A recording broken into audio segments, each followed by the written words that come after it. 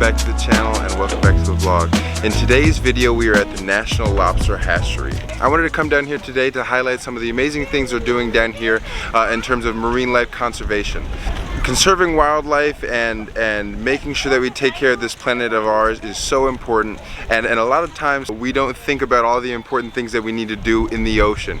We live on this land every day and we can see how things are affecting climate change, but sometimes the ocean's forgot about. So I think this is a great way for me to highlight and show you all of the cool opportunities that you and I have to support the marine wildlife here in Padstow. Now, the efforts that they're making here in Padstow can be made in many places, but this is a great location that they're doing a whole lot of educating and research and putting in the time and hours to make sure that we can conserve a commercial food source. Lobsters are so valuable to our economy as well as our culture and the culture here in Padstow.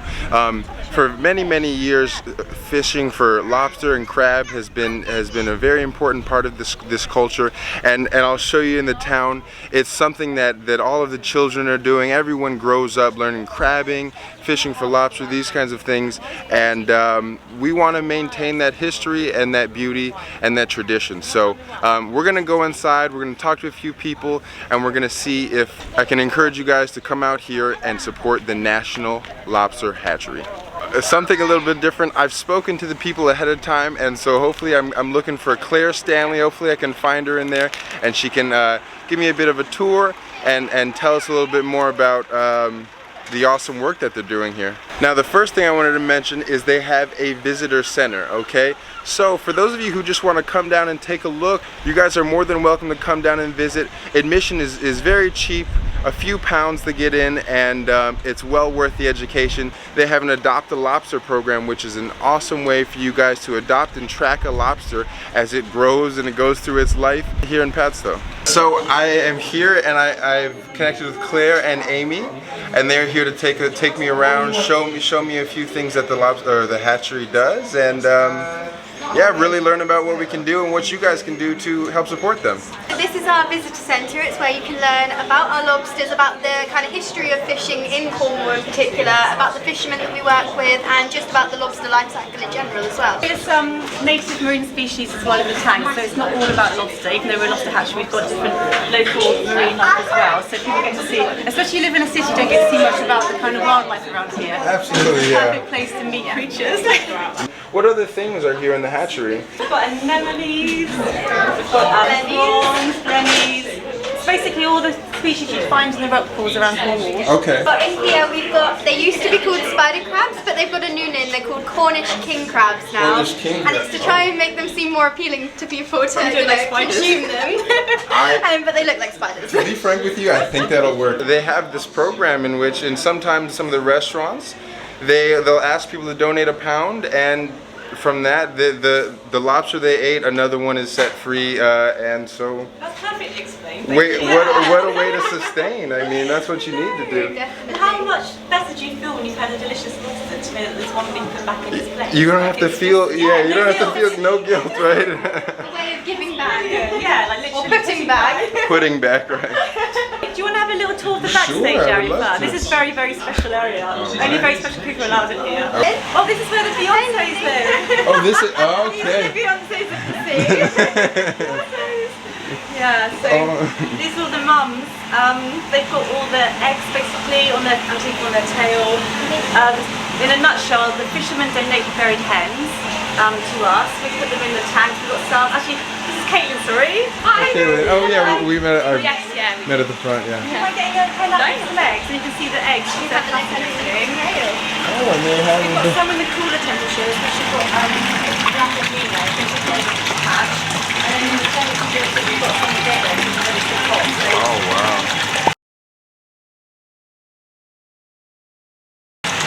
They can take up to 9 months to hatch. And so, how old is a lobster like that? About that size? About 6 years old, 6 or 7 maybe. They're not allowed to be landed until they have a carapace, which is basically behind the head. Yeah, this part of their body must be 90 millimeters before they're allowed to be landed. Okay. And they also can't land.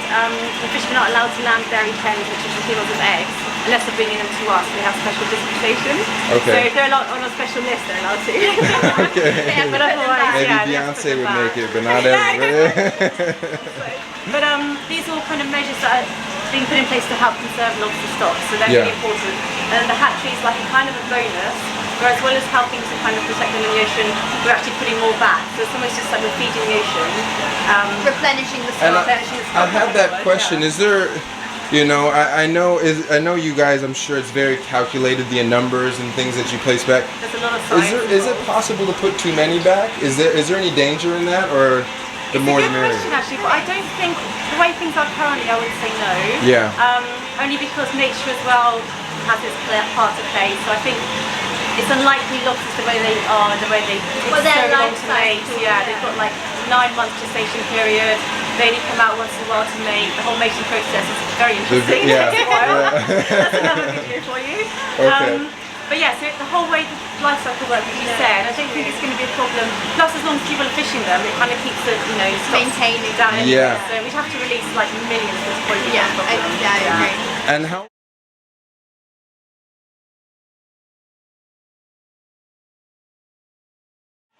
So they start in here with Beyonce's, with the lady lobsters. Ladies are all in here. So this is where they hatch in here, isn't it? Are they hatched in here and then moved? Okay. So they hatch in here, and I don't know if you can see that light in the top corner. Yeah. So they're attracted to that light, almost as if it's emulating the moon. Okay. So they kind of float around in the water, and they get attracted to that light. And by that light, we've got a pipe, and it goes to our collection cone, and that's where we collect them. And then that next morning, they're all in that cone, ready for us to get. So we're not kind of sifting through this giant tank. Yeah. Oh, trying to that get was all going to the be my babies. next question. How do you collect something so tiny? no. They do it themselves? It's worth mentioning now as well, when they're born, immediately they're highly cannibalistic, so they will eat each other. They're what? Brothers and sisters are highly cannibalistic. Oh. So they'll eat each other. Really? Because Okay. their survival instinct is so strong, isn't it? They'll literally come out and just food, even their brothers and sisters. Yeah. Food, So food, part of their food. survival has to do with themselves even. Yeah, exactly. They They're protecting from each other. Yeah. When they're literally just in the plankton, in the water, they are susceptible to anything and everything eating them. So why not They're also? only mums. Yeah, they're only mums. Right, Their there's brothers, very yeah. few animals out there in the sea that probably can't eat that. So No, exactly. They're literally just fish food. So yeah, in the wild, the mum will do a little wiggle, the babies come flying out, the fish just come along and literally just eat them. And that's why only one is probably going to survive out of like 20,000, 40,000. Yeah, wow. But yeah, they get collected, as Amy said, in here. And then, do you want to follow us Yeah, to the let's- next part? next step.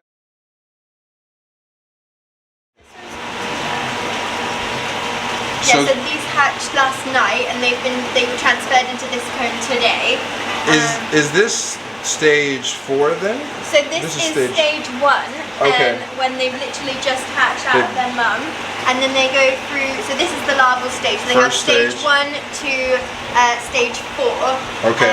And then when they're changing from between stage 3 and stage 4, that's when we move them into the aqua hives that you saw in the other Okay. room. And that's when they're starting to be able to swim and be able to kind of burrow, and they're changing from larvae to benthic is what we would say. Okay. So they're no longer floating around. They can then kind of direct their swim, their like swimming motion, Bottom and swim. dwelling, like- So those Yeah. tiny things have 4 stages before they're those Yeah. tiny Yeah. things. But they actually take 2 weeks, believe it or not, only to go through these 4 Yeah. stages. Okay. In that picture there. Sorry. So rather quickly, after they're hatched, we have stage 1, and in 2 weeks they move along all the way to stage 4. Which looks a lot more like when they were Looking at first put in there, so you can tell roughly what stage they are. And also by looking at them, you can sometimes tell pretty much how far along they At are. stage 3 will have really, really droopy claws, almost like it's like hanging down. Are they This one here, just maybe? kind of floating with the movement of the at this- water? Yeah, at this They're stage just they can't really free. move much. Okay. And the water's They're at moving by mercy way, to the water. Yeah, I noticed. I was like, it doesn't feel like they're swimming so much. It I just think they're feels having like a lovely they're. They are time in just there. floating. I bet they are. Oh, Oops. But also the water's moving to help stop them eating each other as well. Yeah. And you'll see a couple Okay. will latch on Kind and of that's- cling to each yeah. other. There's one. They're Oh, having yeah. a bit of a nibble on each I other. see. I think if the water stopped completely, there'd be one big fat lobster left. They do all like literally eat each other. And you can see down there, there's a little bit of a cluster. But the more the water moves, And the more obviously they kind of separate together. So it's amazing, all these funny little things, they all help survival. So, and also the food we give them, we have very, very high protein food. It's normally copepods and shrimp based. We do lots of research into the best diets for them. But you can see like the remnants of it there, it's quite pink, which is why I think their bodies are quite pink. Okay. I think all lobsters are quite pink as well. Maybe not. But yeah, everything we do here is all research. We've got an amazing research team, lots of Dr. Lobsters and PhDs and everything. Yeah, everybody, yeah. So. That's the most important piece. Is if you guys figure out the education, then this can go everywhere, anywhere. Oh, completely, yeah. And so that's the coolest part about what you guys do. Yeah, actually mentioning education, we do also educate with our visitor centre that you've just walked through or squeezed through. Yeah. It's very tiny, but a lot of information in there. And we go out to schools. Yeah, we do lots of outreach. I saw that you guys go out to school, and I think if you can get kids excited about it, then you're good, because in 20 years that'll pay huge dividends. Future generations. They are the future decision makers. Yeah. So we need to educate our children. Absolutely. Definitely. There's lots of gory lobster facts we can tell children as well, so it's quite easy to do. Definitely, they love it. You know just what to say. All the horrible stuff, and then everybody else going back and lips bring out their eyes. Peeing out their eyes. Wow, we can probably show you some examples. They're normally like 6 weeks to 3 months old. Okay. But it all These depends. ones, this is the size. Well, almost. These ones are a little bit small, but Wow, they're this size so here. So yeah, about teeny 3 tiny. months old. So we release them at this stage, and because we do that, they can kind of swim and go and burrow themselves down into the sand and the sediments and hide from predators, and that literally increases their chance of survival by so much, rather than when they're larvae like floating around in the water and everything. So I read that you said 1,000 times or something really crazy like That's that. Amazing. Oh, that's Just after those first 2 weeks in those first 4 stages, they finally become these tiny little things in these trays, and it's amazing how active they are now. You know, that must be the difference. They're ready now to move and survive and things like that. So what's going on in those tanks over there? these ones. Yes. Yes, these basically are stacked in here. When we first set up the hatchery, we just had what we call race weight bees, and you could probably get like say 500 lobsters in here. You have to be all fed by hand, so it's quite intensive. And then these are created as a way to make everything more efficient. Yeah. So we have all the lobsters in these, we stack them up, you probably get about 3,000 in each one. And then the best bit is when you go to feed them, you just sprinkle the food in the top and it floats down. It just slows down. Wow. Yeah, so it saves all that kind of intensive labour. If you went from 500 to 3,000 per containment unit, and that's just a huge amount of progress. Exactly. Some of our limitation is due to the size of the hatchery, and as we mentioned, we've got a new one at Newlyn as well. This is Ben, by the way. You're going to be Ben. Ben, nice to meet you. I'm Jordan. Ben is basically and stuff. You're right. Ben literally runs the hatchery, so he is the lobster doctor, as you want to call yourself. Lobster doctor. Lobster doctor. The lot father. That's the one. The lot father. I love That's the that. one. I'm gonna have a title over your head says the lot father. I like that. And so, what's the process of dispersing them? How does that? That's the next part, isn't it? So I don't want to jump too far. No, it is the next part. Okay. No, it's exactly the right time to say it. Yeah, so after there, they're basically taken out to be released, and we've got probably 3 main ways of doing it. We do it with the fishermen, which is a nice way because they donated the hens. It's nice to have them part of the release as well. So they take them on the fishing boats, in these basically, or in our isotex. And then they kind of almost gently pour them into what is almost like a big water slide. It's like a giant water slide down. Yeah, which goes right to the bottom, and it's key that it mustn't have too much of a gap, because that little bit when they come out is where they're going to be vulnerable. So we have it right to the bottom of the seabed. They know the terrain, as in the fishermen do, so they know the best parts to release the lobsters. Okay, and so they can get we use right their down own to the local knowledge.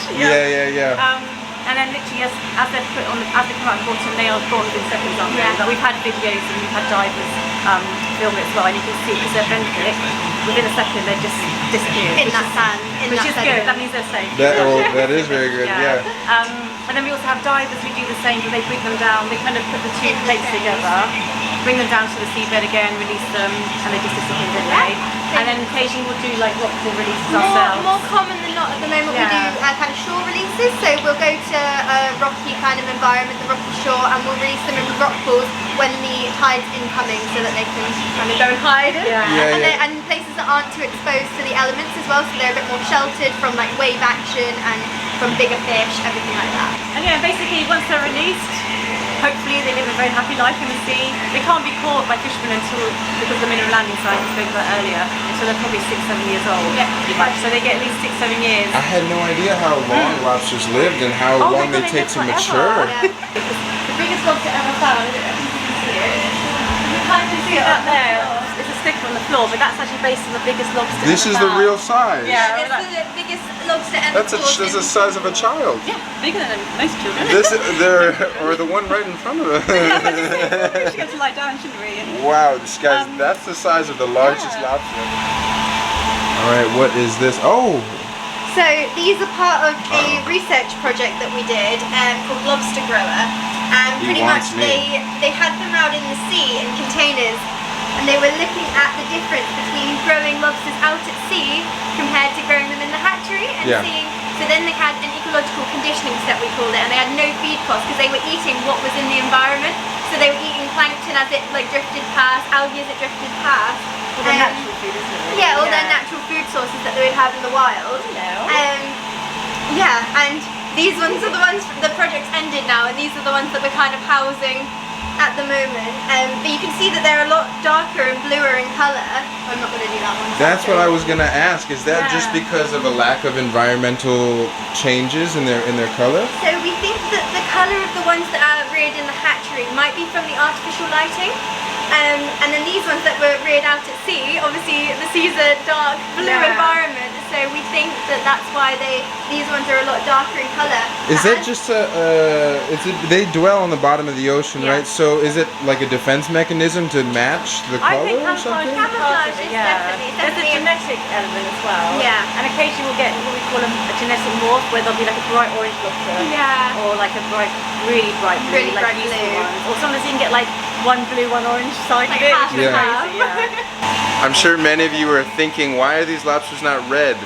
And it's because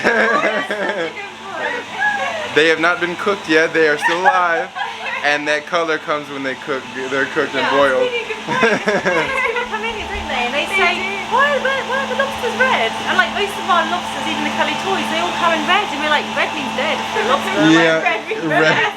red is.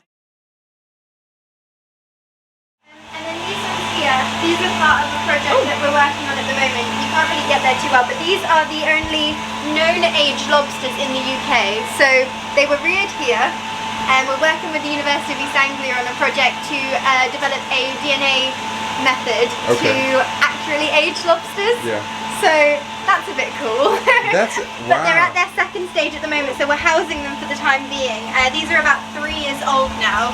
But yeah, we know their exact birth date and their exact age, and they're going to be used for hopefully the future of fisheries management and kind of being able to accurately age lobsters, because at the moment it's done on size, but depending on the environment they're in and the amount of food they're getting and what they're exposed to, their size and their age can vary. So you can have a lobster that's 4 years old and have another lobster that's 4 years old, and they can be different sizes. And they're only, and that's quite different to what everyone thought for years, because it's all been done on size recently. Until this research, the only way you can actually age them is by killing them, or Yeah, just it's go through their eye. And it's a bit like a tree where you can count the rings. And the oculus, isn't it? Yeah. And so what is the technique that you guys use to? So it's not us doing it, it's the University of East Anglia, so it's a university, but pretty much it's to do with their DNA and DNA methylation. Oh, so they're just extracting some DNA and they can. This is a non-intrusive or lethal method, so it'll be the only one used in crustacean management. So it'll be amazing if it works, but they're at the moment they're developing that science, so it's all very new and very exciting. And one thing I wanted to say is just that a lot of sciences and a lot of things that go on, people assume now that we're in the modern day that things just develop and they move forward naturally. But if people don't take time and do research and study and put effort and hours into these things, sciences don't progress, they don't move along. So this is such important work because it's some of the first and most what's the word I'm looking for? Yeah, they're pioneering. Lobster. Being able to age these lobsters is something that we thought we've had down for many years, but there's so many other factors that we now know are involved, which is amazing. The European Centre of Lobster Excellence. All right. Yeah, European Lobster Centre of Excellence. That's the one. Yeah. Thank you very much. Sorry about that. That's why we need Amy here. Right? Yeah, and the research we do here in Little Padstow is being used around the world to help with sustainability and stock enhancement. So And it's really quite a big project. It started, I'm sure, just to try and save your own lobster population, but Yep, in Cornwall it's based, I think the original instigation was in Scandinavia in the late 70s, 80s. The whole lobster fisheries collapsed. There's no lobster fisheries there at all. In Cornwall, I think in the late 80s, early 90s, they kind of dipped. Quite They noticed a significantly, decline, so this was kind of set up as a response to that decline, as almost a preventative sort of method. Very proactive, like thinking ahead, which is thank God that happened. excellent.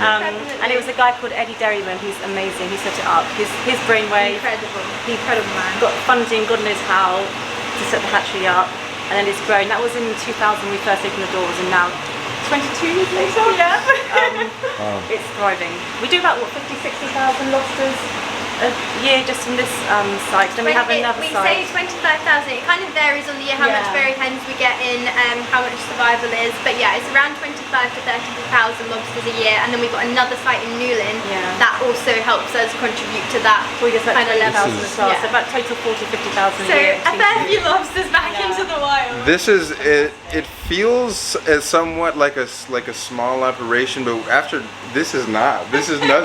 It just maybe just because the doorway was tight. Yeah. But outside of that, they're doing massive work here. This is incredible. It's amazing. We're very proud. You can tell we're very excited to talk about it. And you know what? It takes a person to be excited about it for. Oh, that's good to know. We're definitely excited. Okay. So children can come up here and get involved in learning about conservation, about lobsters, and just kind of have a go at some activities. We've got, this one's quite funny, so you know the trays you saw downstairs? We can have a shot at it, So it's having a go. I'm going to be, that's too big, we need a little one. Not as easy. You're going to have a go at putting a lobster into the tray. Do you want to have a go? Let me give it a shot. We'll suck Not as them easy as it looks, is it though? And imagine when they've got claws and tails, it's even harder. I actually think the lobsters are easier than these. Yeah, these are quite I lost them somewhere.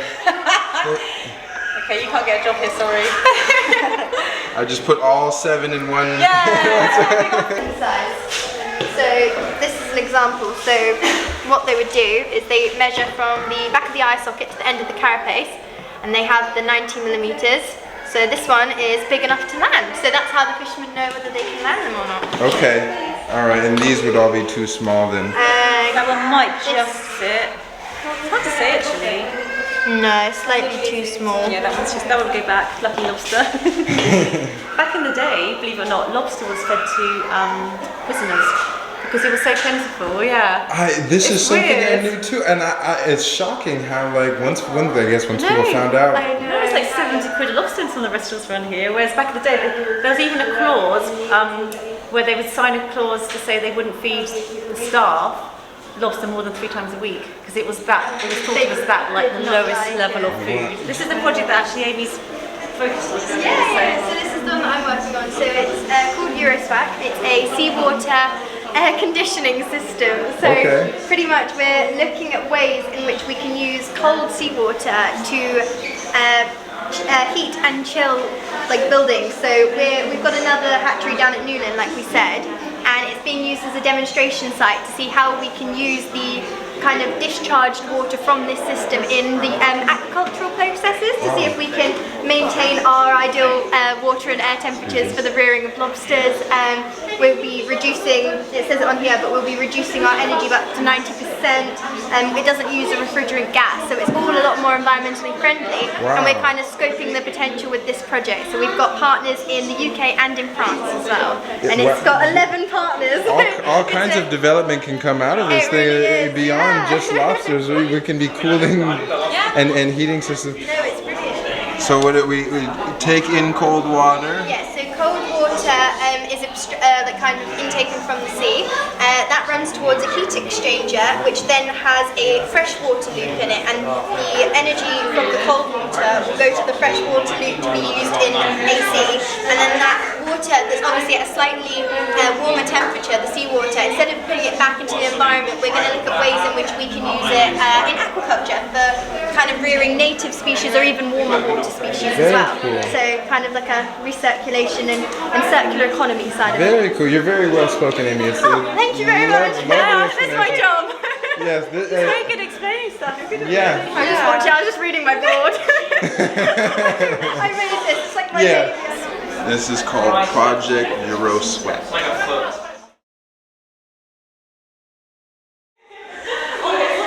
You can adopt a lobster, just so you know, on our website.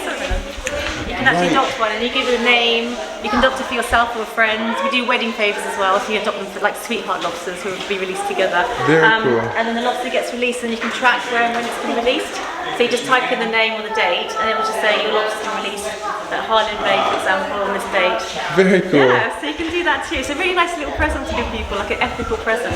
Honestly, that's a good gift. If you're thinking about somebody, you can adopt a lobster for somebody or for yourself. I didn't think I was gonna have this much fun in a lobster hatchery, but Claire and Amy are wonderful. So if you stop by, make sure you donate, you adopt, you do something, you say hi, and tell them you came from me. Tell them I sent you. Thank you for everything, and yeah, come back anytime. Yes, definitely. Enjoy the rest of your trip. Absolutely. Bye-bye. Wow, guys, what an amazing experience. What an awesome opportunity. Thank you so much to Claire, Amy, and of course the Lobfather. What a day.